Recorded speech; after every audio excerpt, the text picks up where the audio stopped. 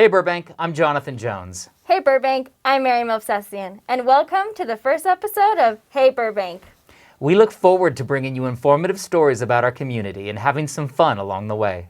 We also look forward to our first show without masks on. No. What do you mean? I mean that people say I look better with a mask on. Really?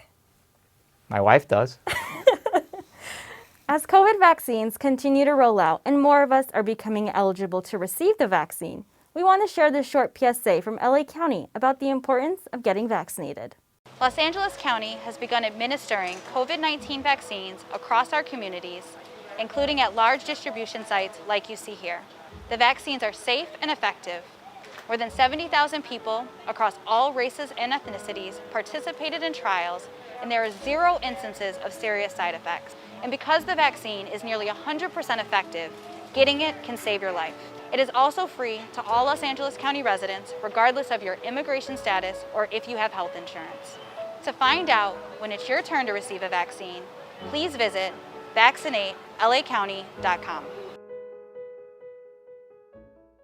Speaking of LA County, Burbank currently falls under the jurisdiction of the Los Angeles County Department of Public Health and follows the county health officer's orders. Having our own local health department would allow us to function independently of the county. Of the 88 cities located in LA County, only 2 of them, Pasadena and Long Beach, have their own full-service health departments. Pasadena's costs approximately $15 million annually to operate, while the Long Beach Health Department costs approximately $120 million. During the heart of the pandemic, when a lot of the health orders were being implemented, specifically the closures of restaurants and businesses, many municipalities had the desire to be able to create their own health departments, to be able to have local control and autonomy over their respective jurisdictions. And while the intent and spirit of this was to expeditiously see this occur, to be able to help revive their local economies, the reality is the creation of a local run health department would likely be a minimum of a 2-year process. City Council discussed conducting a feasibility study for the establishment of a local health department at their January 5th meeting and agreed to revisit the topic this summer. As seniors cope with living in isolation during the ongoing pandemic, the newly launched Phone Pals program is tackling loneliness by pairing seniors in need of companionship with a volunteer that regularly calls and checks in with them. Joslyn Adult Center and Tuttle Senior Center have been closed now since March. So we're going on almost a year of these centers being closed to the public. These places used to be the hub for seniors in our community. And since they haven't been able to come to the centers in almost a year now, we've had to be really creative on how we reach out to our participants and help keep them engaged and healthy. So we thought of Phone Pals, a program that pairs seniors who need extra social engagement along with people in the Burbank community that really want to give back together to have weekly phone calls or bi-weekly phone calls and develop friendships with one another. To volunteer for this program, you must be 18 or older, available to call bi-weekly, and registered to the Burbank Volunteer Program. For more information, contact the Joslyn Adult Center. Now we're going to turn it over to our Public Information Officer, Simone McFarland, who is with Mayor Bob Frutos. So I want to talk a little bit about your mayorship. What is your number one goal or thing that when you walk away at the end of the year, if you've achieved it, you'll say, I've done what I wanted to?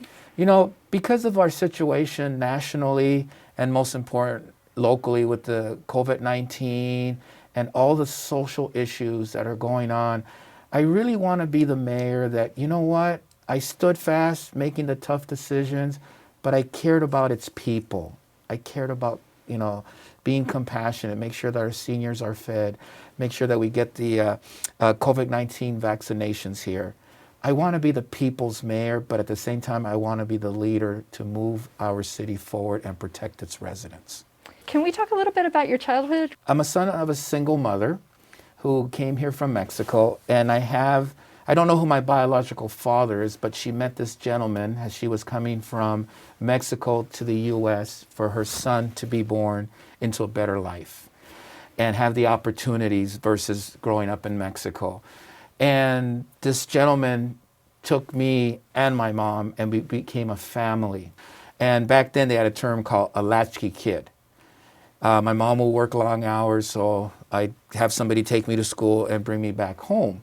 And I'd be by myself half of the time. And my best friends at that time was a chicken, a bunny rabbit, and a dog, because I lived in an area that was predominantly Caucasian and Asians.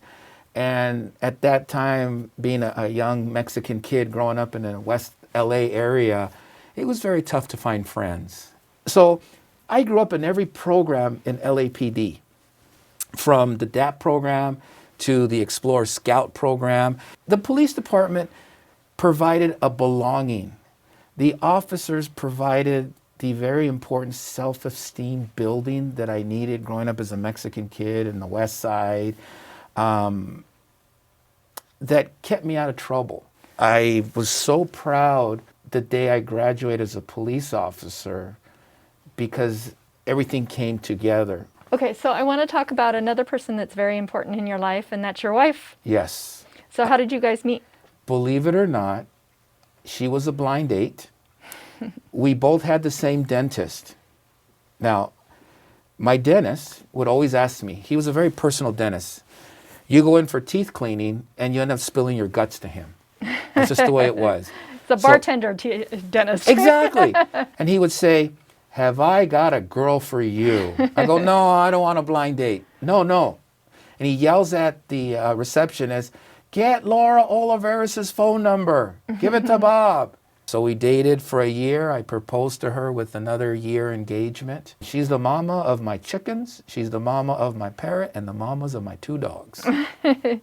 I think it was really good that we got to know you personally. We see you every Tuesday night, and this was just a good opportunity to learn a little bit about Bob Frutos. Well, I want to thank you and your staff for this unique opportunity to let the community know that, you know, Bob's a real guy. He might have to make those tough decisions on Tuesday nights, but at the end of the day, I'm still a very proud resident of our beautiful city, and I'm a regular guy that's just trying to do what's right for the people of Burbank. Our last story is about Burbank resident Justin Barden, who recently walked every street in Burbank. At the start of the COVID pandemic in March 2020, Justin set a goal to walk all of our streets. What he thought would be a 2-year-long endeavor took him less than 12 months to complete.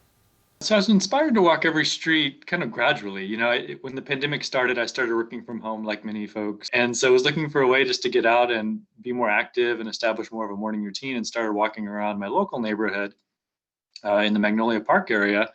And every day I kind of would just like walk a new route. And I started to wonder, you know, hey, it'd be really cool to see where I've gone, and started working towards this goal. Originally, I thought it would take me a couple of years, but I found once I started going, it was actually much quicker than I expected. I ended up finishing just before the end of 2020. Is there anything that you learned during your walks about Burbank? It's funny when you're walking every street, the things you notice compared to driving, right? There were streets that I'd driven down 100 times and never noticed like a cool little house here or there, or why a street's named this way or that way. And so got a lot into like the history of Burbank. And I never understood why Whitnall Highway was called a highway, and did some research on that. And turns out there was this vision from a previous LA County planner who had this vision of a highway cutting across the valley, and just never came to fruition, but the name stayed. And so just little tidbits like that where you're kind of walking around. And there was one other one, Lockheed View Drive. I was like, why is this called Lockheed View Drive? And did a little bit more research, and it turns out from that view, this one's over near the hills, you used to be able to look down and see the Lockheed plant. Is this an experience you would recommend to other Burbankers? You have a picture in your mind of what Burbank is, and you just don't realize the variety of the neighborhoods and the diversity of our city and the history and the industry until you walk around it some more. And it's just a great way to get out there and feel safe and get exercise and get your steps in while learning more about your city. So thank you, Justin. Nice to have you on. Yeah, thank you so much for having me, Mary. I appreciate it. That's it for now. Thanks for watching, everybody. See you next time.